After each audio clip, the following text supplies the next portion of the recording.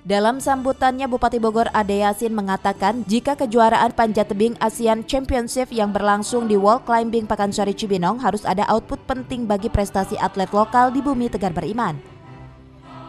Event yang melibatkan 14 negara se-Asia ini menjadi daya dongkrak penting bagi bumi Tegar Beriman, baik itu dari sisi progres Pemkab Bogor terkait The City of Sport and Tourism. Bupati juga menyampaikan jika saat ini Pemkab Bogor sangat siap menerima event-event berskala nasional maupun internasional, karena melalui multi-event tersebut Kabupaten Bogor bisa lebih dikenal hingga ke mancanegara. Sementara itu, Menteri Pariwisata dan Ekonomi Kreatif Wisnu Tama juga menyampaikan hal senada. Menurutnya, sarpres keolahragaan untuk menunjang event berskala dunia sudah terbilang lengkap di bumi Tegar Beriman. Selain venue keolahragaan, Kabupaten Bogor juga memiliki nilai objek wisata yang dipercaya bisa memuaskan wisatawan lokal maupun mancanegara. Juga membantu kami agar panjat tebing di Kabupaten Bogor juga menjadi lebih banyak lagi penggemarnya.